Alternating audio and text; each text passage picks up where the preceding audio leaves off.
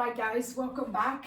I thought we would work on some back issues today. So for all of you that suffer with a bit of sciatica pain down the legs, if you're not sure if the cause is a prolapsed disc or piriformis syndrome, so the hip tightening around the sciatic nerve and creating that shooting pain down the leg, then see if we can get some exercises to help ease and offer some of the discomfort to some of the pain. Just making sure that at no point you're encouraging your brain on the pain. So anything that shoots down the leg, radiates down the leg, or makes the leg feel worse, just making sure that you ease yourself into the movement. And then if you feel that that's actually making it worse, you just step over and then just move on to that next one. It's especially with the prolapse issue, depending on whether the prolapse is a lateral, posterior, it could be very different from person to person. So just making sure that you're looking after yourself. So first the thing, just standing up nice and tall, trying to find your neutral alignment. So body weight evenly spread front and back of the feet, inside and outside of the feet. The toes are light, the arches are lifting, the knees are soft, the back is in neutral. 3 soft curves running down the spine. So see if I can try and stand the best way I possibly can. A soft curve down into the lower back, soft at the upper back, a nice soft curve into the back of the neck. The pelvis is not tipping forward, it's not tipping back, the legs are not hyperextending, no bending, just a midway position. Maintaining that position steady through. I'm going to start to testing the different directions through the spine. I'm going to start off with a little flexion to the side. So I'm going to start running one hand down the side of the leg, flexing down one way, making sure that, again, I'm not bringing on the pain down one side or down the other.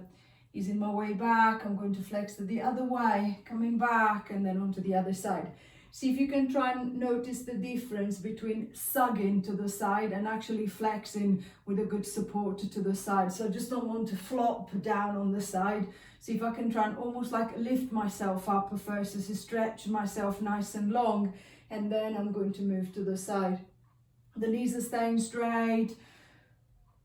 They're not bending, the hips are staying still, noticing if the body wants to rotate, as if there is a stiffness that the hips will tend to turn forward so that it looks as if I'm going further back, but I'm just further down, but I'm just leaning backwards. So see if I can try and find a nicer, smoother movement that feels supported. So it doesn't feel as if I'm actually going backwards. It doesn't feel as if the curve into that lumbar spine, into the lower back, is feeling any stiffer, any tighter. So I'm happy with the movement. I might notice that one side feels a little bit easier to move than the other. I'm not forcing anything, I'm just kind of like testing the back, warming up through the spine. I'm going to try one more time on each side.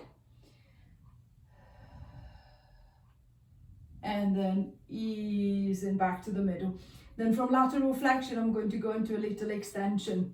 See if you can picture the movement coming just from your thoracic spine, just from the upper back. So I'm going to connect through the centers, making sure that the hips don't collapse, so the belly doesn't hang forward. I'm not collapsing and squashing myself down.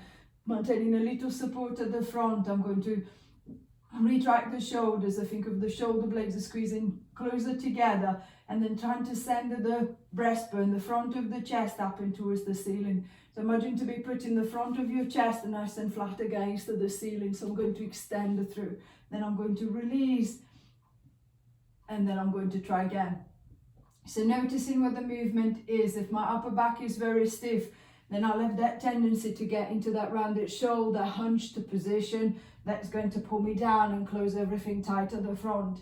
See if I can encourage that nice opening and lifting. The shoulders are dropping down. Imagine to be sliding your shoulder blades into the back pockets as you're doing so, but without leaning backwards. So see if I can stretch myself longer and then opening up the shoulders wider, and then I'm going to release. 4, 3, 2, Last one, and releasing back, releasing the shoulders, releasing the upper back, and then from extension I'm going to go into a little rotation this time. What I want is for the hips to stay still. If I keep the feet as they are, feet about the hips width apart, the temptation to start moving my hips will be too strong, just a twisting around the knees or twisting around the feet. So what I'm going to do is to take a nice big step out to the side. So I'm going to exaggerate the position of the legs. I'm going to go nice and wide. What I want is for the side of the hips to connect, and then holding the hips or holding the bum straight in the middle.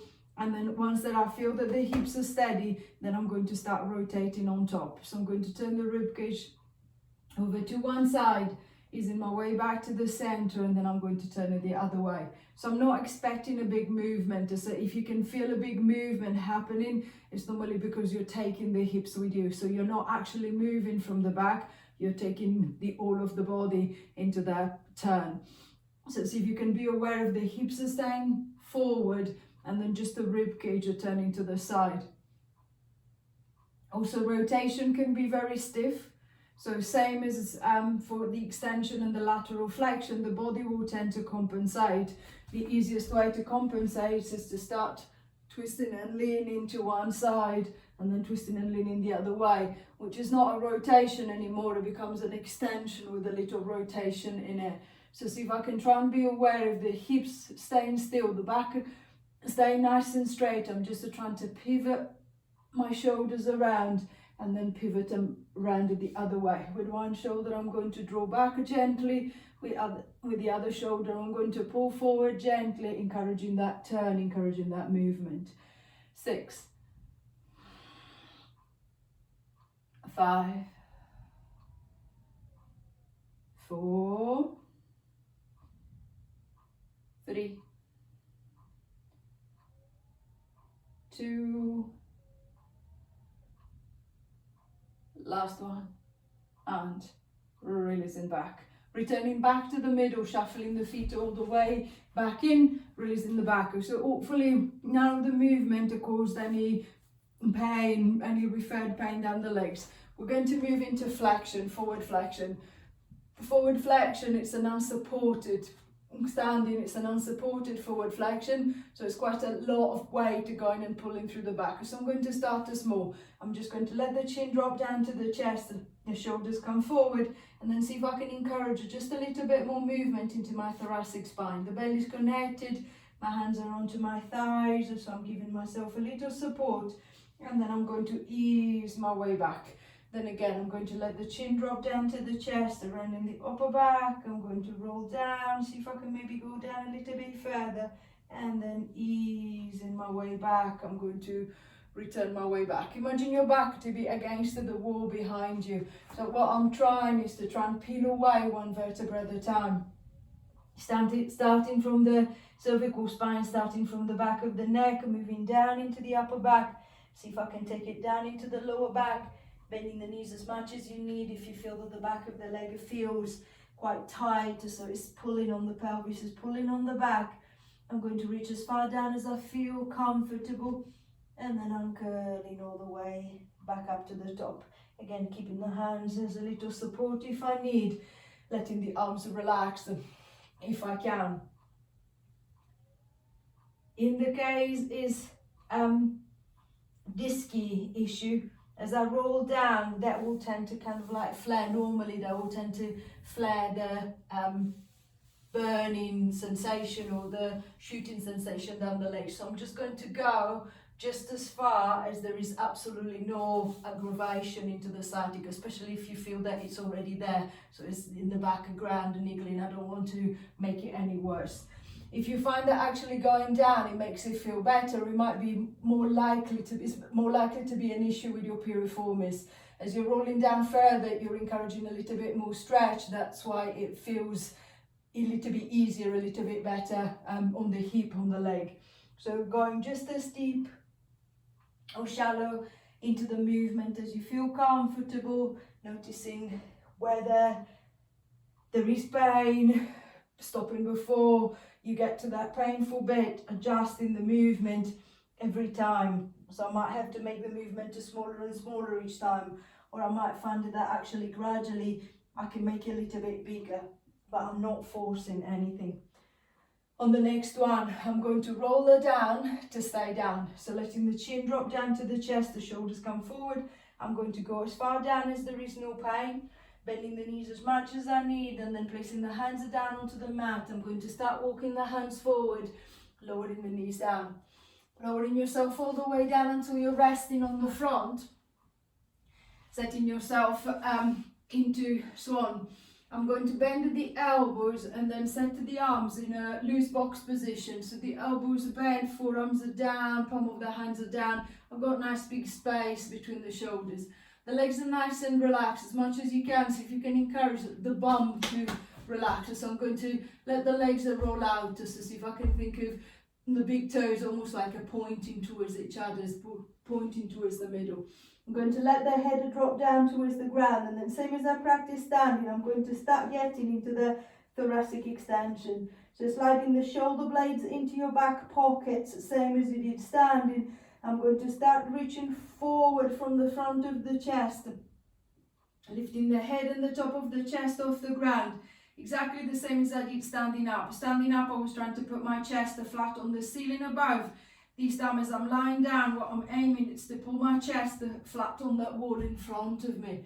So see if I can try and find that rusty hinge at the top of the rib cage, in the middle of the rib cage, at the top of the spine. See if I can get the hinge going. So making sure that I'm not moving from my lower back. I'm trying to move from the upper back first. Adjusting the position of the arms however many times you need to. So I'm going to extend my way up and then I'm going to ease my way down.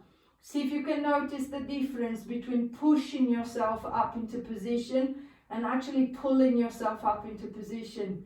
So pushing myself up into position is my arms loading and then all of my rib cage lifting. So my upper back doesn't need to move. I'm still hunched forward. If I try and pull myself up, then in that case, the arms don't actually need to do anything at this very moment. Even if I didn't have arms, it wouldn't make any difference to the lift. So the shoulders are down. It's a pull that's coming from my back muscles, my upper back muscles. So I'm happy here. I feel comfortable here. I'm just going to stay here. If I feel that I can progress it slightly, then I'm going to start taking the extension from thoracic down into lumbar. So I'm going to depress the shoulders, sliding them into the back pockets.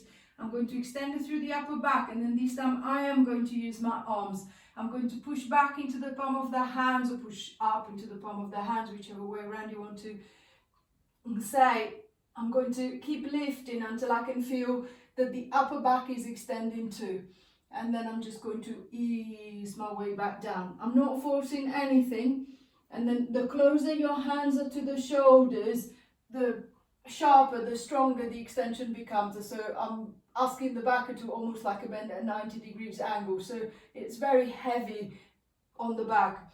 If I keep my hands a little bit further forward than the shoulders, because my hands are now so far, I can only push myself so far. So it's a lot more gentle into the back. Same as you did when you were just extending through the thoracic, making sure that you're not sagging through the shoulders. So I'm not hanging off the arms expecting for somebody to do the lifting for me. See if I can actually try to pull away from the arms. The shoulders are still down. I can feel the front of the body lifting and lengthening away. And then I'm just going to ease my way back. It's a little bit more activation into the hips if I'm going up into full extension, but I shouldn't be feeling any tension going into the legs. So the legs are not suddenly jumping off the ground. So I'm not jerking everything up. It's a nice control lifting and it's a nice control lowering. We're going to try 2 more of this. It's a little lift, a big lift, whatever feels that is working best for your back, whatever you feel that is not bringing on the pain down the leg or the tingling. Last one.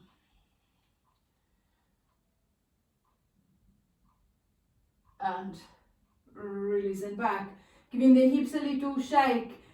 I'm going to go into a little flexion, so pushing up onto your hands and knees, coming up on all fours, setting the hands directly below the shoulders, and then I'm going to start lifting up into cat. So this time I'm going to flex. So rounding the back, I'm going to lift up as I feel comfortable. So same as you did on the roll down, you're trying to arch the back. But this time my hands are on the floor, so I've got that support there. So the weight of the upper body is not actually pulling on my back. Adjusting the position of the legs.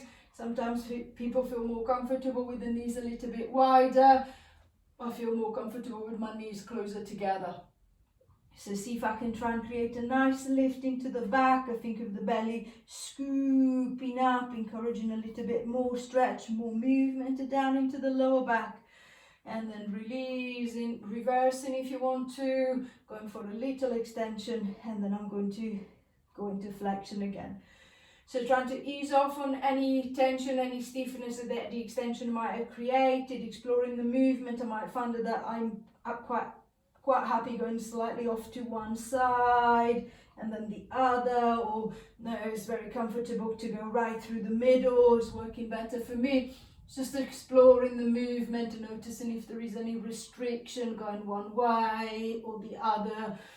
If the back feels stiff or it doesn't like moving in that direction generally. 3,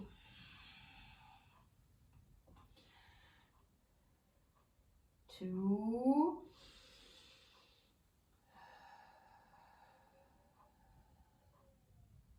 last one, and releasing back. Taking the legs around to the side, bring them to the front, coming down into sitting. I'm going to lower myself all the way down until I'm resting on the back. And then staying with the flexion, I'm going to start working a little bit more into the hip. So keeping the knees bent, I'm going to curl the right knee into the chest, hooking the hands around the right knee, shin behind the knee, wherever you want. I'm just going to gently start rocking the leg forward and back. First thing, I want to make sure that nothing is catching in the hip or the groin. Sometimes if the quads muscles are quite big or quite large, as I pull the leg towards me, they get tucked in the middle, so they create that discomfort. I'm just going to roll them out to the side just to see if I can make a little bit more space, and then I'm just going to pull the leg towards me. So the pressure at the front is not so heavy. I feel that I've got a little bit more space. And then easing the leg towards you. See how close you can bring your thigh towards the chest, and noticing how much the hips are moving. If the hip is really tight and the leg doesn't flex easily, then the tendency will be for the bum to really start curling away from the ground. So if you can try and keep the hips down as much as possible. There will be a little rocking, but making sure that I'm keeping it little. I'm not exaggerating it. 5,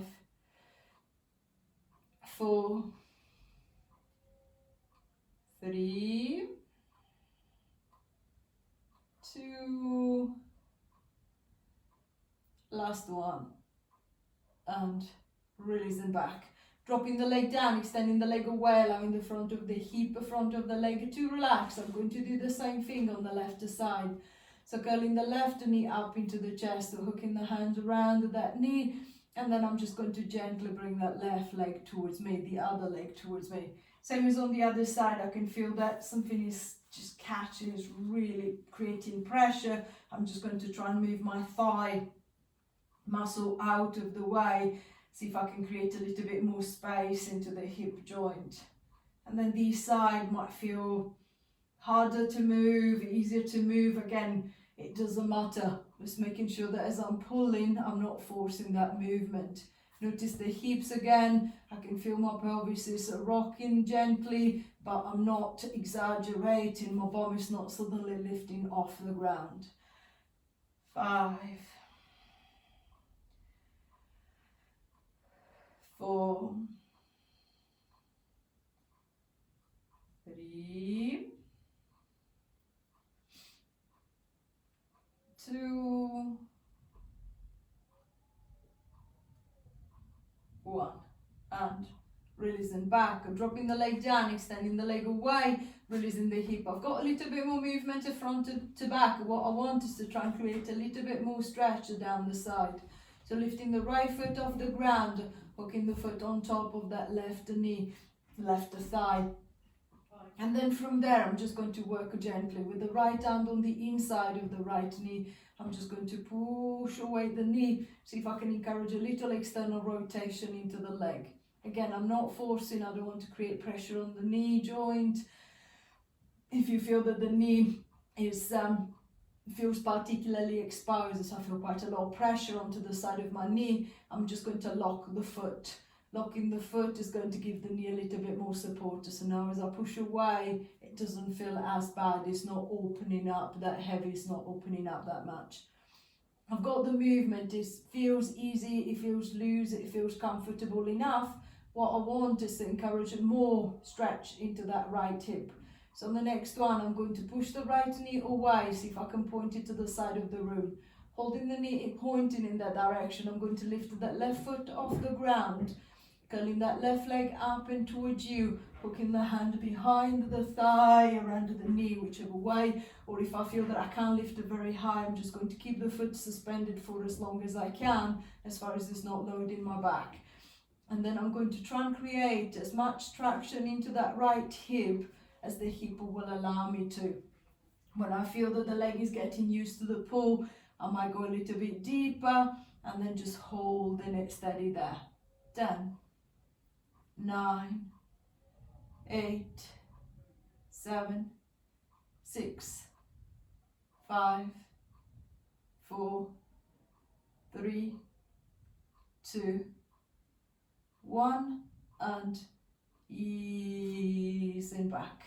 Releasing the leg, releasing the hip, giving the leg a little walk, a little shake. I'm going to try the same thing on the left side. So lifting the foot, hooking it on top of that right knee. With the left hand, I'm going to reach for the inside of the knee and then gentle pressure. See if I can encourage that external rotation. So opening the left knee to the side. Just a little bouncing forward and back, and noticing if the hip feels quite bouncy, quite loose, or if it feels that it's just like completely stuck. I'm not forcing, just trying to relax into it. Locking the foot again if I feel that's a little bit too heavy on my knee.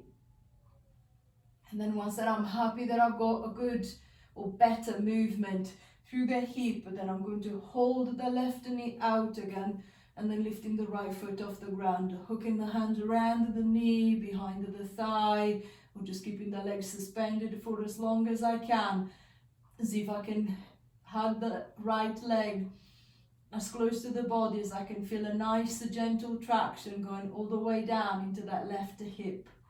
10, 9, 8, 7, 6, 5, 4, 3, 2, 1, and releasing back. Dropping the foot down and crossing the leg, releasing the hip, giving the foot a little bit of a roll. So hopefully the hip is a little bit looser now. I'm going to try and give the back a little bit more of a stretch. This time, instead of hugging just one knee, I'm going to pull up one and then I'm going to hug the other knee into the chest. I'm going to rock both legs forward and back a few times, just to see if I can encourage that gentle tilt into the hips, or that gentle rocking into the pelvis. And then as I feel the movement, it feels, again, it's a little bit easier. It doesn't feel so stiff. It doesn't feel so jerky, so robotic.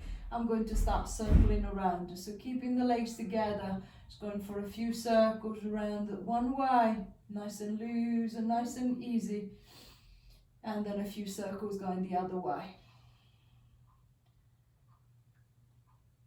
So keeping it small, just to think of massaging the back of the hips, and the back of the pelvis and the lower back. So I'm not pulling too hard. I'm not sending the legs too far. I'm just trying to relax into the back of the hips. 4, 3, 2, 1.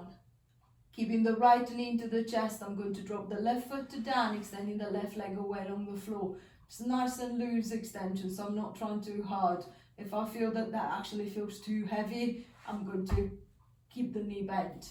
hooking the hands behind the right thigh. I'm going to hold onto the back of the leg, and then I'm going to floss the sciatic nerve.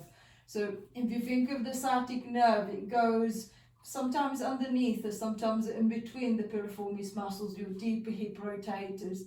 So what I want is to make sure that the piriformis is not squashing my sciatic nerve and locking it through. I want to make sure that the nerve is able to glide through. So what I'm trying to do is to try and pull it. So to pull it, I'm going to hold on to the back of the leg, and then I'm going to just try to extend the right leg as much as I can. So trying to straighten up the knee, and then I'm going to put a little bit more traction but flexing the foot. Then I'm going to ease the foot, bend the knee, drop the foot, and then I'm going to try again. I'm going to extend away, and then flexing the foot, putting a little bit more traction, and then coming back. I might be able to straighten up the leg fully. I might not be able to go into a full extension. It doesn't matter. I'm going just as far as I can feel the stretch, and I'm not bringing on the pain. So very little pull. Just more than anything, see if I can think of that nerve gliding in between the muscles. 5.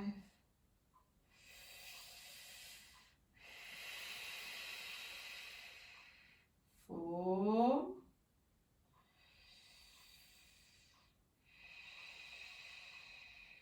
3.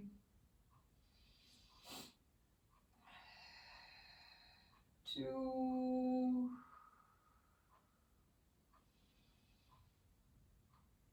Last one. And releasing back, dropping the foot down, extending the leg away, allowing the hip to relax. I'm going to do the same thing with the left. So curling that left knee into the chest or hooking the hands behind the thigh, same as I did on the right side. I'm going to extend the knee as much as I can, and then flexing the foot as deep as it'll go. And I'm going to ease the foot, bend the knee, and then extending away again. And then just noticing the movement, notice how this leg feels compared to the other. This might feel a lot easier, might feel a lot harder. I might find that, yes, I can feel the pain in the hip, or I can feel a little bit of a tingling going down the leg. I'm just going to go nice and easy. So if I can only extend the knee, I'm only going to extend the knee. If I feel that flexing the foot gives a little extra traction, but it's not actually aggravating the pain, I might go for the flexion into the ankle joint as well.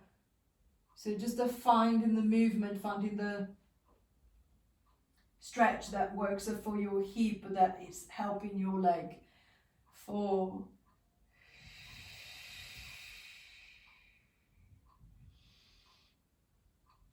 3.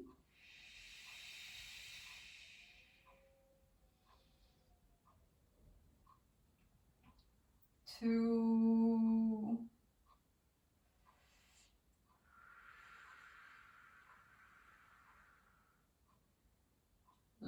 Last one. And releasing down.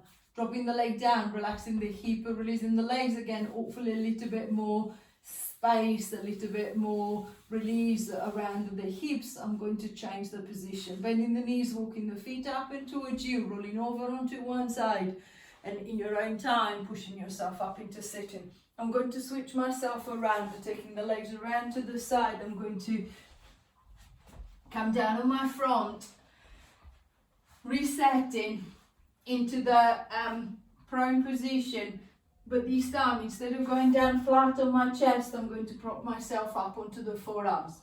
So just a little lift. Lower ribs are still pretty much on the ground. The arms are supporting me in this position. The shoulders are sliding into the back pockets. So again, I'm not sagging down, I'm not hanging down. I'm going to walk the elbows just a little bit wider than the shoulders, so see if you can think of the elbows slightly pointing to the side, and then I'm going to bring the hands together to the middle. So you've got a little diamond shape in front of you. I'm going to keep the shoulders deep rest. I'm going to start extending away, so encouraging that lift, and then this time I'm going to keep my lift. I'm going to just add a little rotation. So I'm going to turn to look over the right shoulder. I'm aiming to see all of the back of my body, all the way down to the feet. Then I'm going to come back to the center. I'm going to reset to the shoulders, and then turning to look over the left shoulder. I'm aiming to see all of the back of the body, and then coming back. You might find that some of you are very limited in the extension, so I'm a little bit further down here. So as I turn, the only thing that I can see is my shoulder, is my arm. I can't even see my bum here. It doesn't matter. It's your guideline. So this is how far I can see. I can just about to see the heel of my right foot. So I'm going to come back. I'm going to try the same thing to the other side. I can just about to see the heel of my left foot in the background. Coming back, I'm going to try again. Can I try and maybe see a little bit more of the foot? The arms are staying down. So again, making sure that you're not trying to push yourself with the arms. You're just trying to pull yourself up with the back. So the back muscles are extending me up. They're pulling me up into that lift. And then they're rotating me to the side. Then coming back. And then I'm going to extend and rotate the other way. And then one side is naturally more flexible than the other. So one side, as I turn to the right, I've got a clear view of both of my legs, the heels of my feet, both of my bum cheeks. As I go to the left, I can still see pretty much all of the back of my body, but I feel a lot more restricted. It doesn't feel that loose. Notice if the restriction is actually coming from your neck. My neck might be very stiff, so I might not actually be able to turn the head. It might come from a visual field, so my eyes, I can't actually see, I can't actually move my eyes that far around to be able to see that far behind. So just noticing where the restriction is, and then see if you can focus your attention there. So it's no point in focusing on my lower back if it's my neck that is actually preventing me from turning, or if it's my eye that can't actually reach that far around, that can't allow me to see that far around. So see if I can pay attention to what I feel the restriction is. So see if I can try and work through the eye muscle. See if I can really try to be aware of the neck muscles, the back muscles. I'm going to try 2 more times.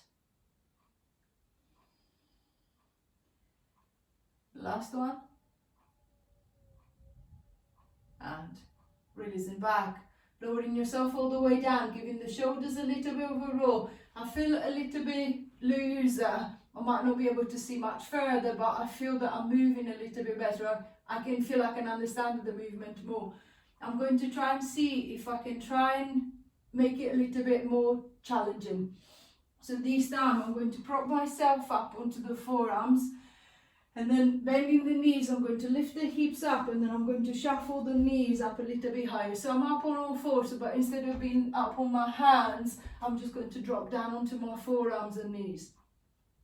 Locking the shoulders against the back of the rib cage, I'm going to open the knees just a little bit wider than the hips, are just a little bit wider than the shoulders.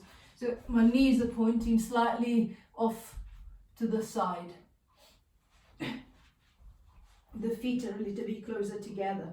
I'm going to tuck the toes under. I'm going to grip down with both feet, and then keeping the feet on the ground, I'm going to start sliding the right leg behind. So I'm going to extend the right leg behind, and then keeping the leg straight. What I want is to lower my right thigh down onto the mat.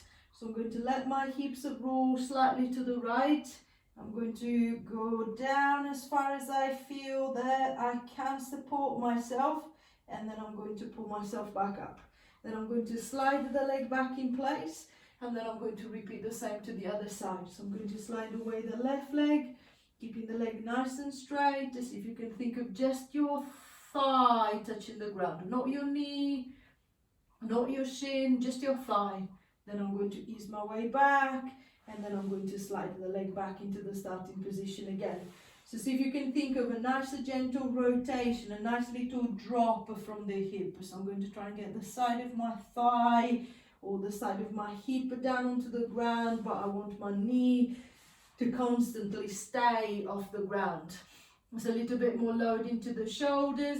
See if you can start combining the movement that you practiced before. So as your right hip starts lowering down and towards the ground, turn your head to look over your left shoulder. Then I'm going to ease my way back. I'm going to slide the leg back, sliding the left leg behind, turning the head to look over the right shoulder instead. Coming back, and then onto the other side. We're going to try one more time each way. So slide away, lower the hip, turn the head, come back, return the leg back. Extend the left leg away, lower the left hip, turning to look round to the right, coming back, and then releasing back. Pushing back into shell, pushing back into child, unloading the arms, stretching the shoulders, releasing into the hips. And then when you're ready, uncurling all the way back up. Giving the shoulders a little bit of a roll if you need to.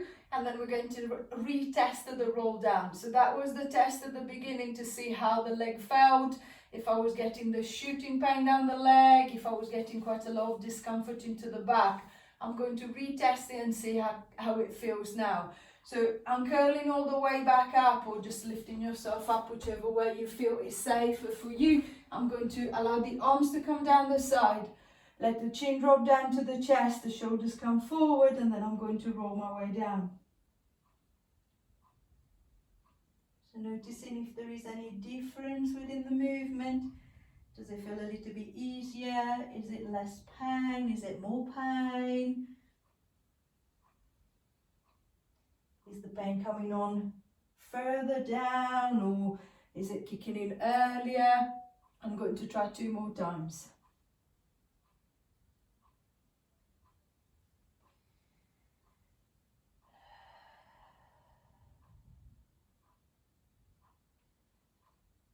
Last one.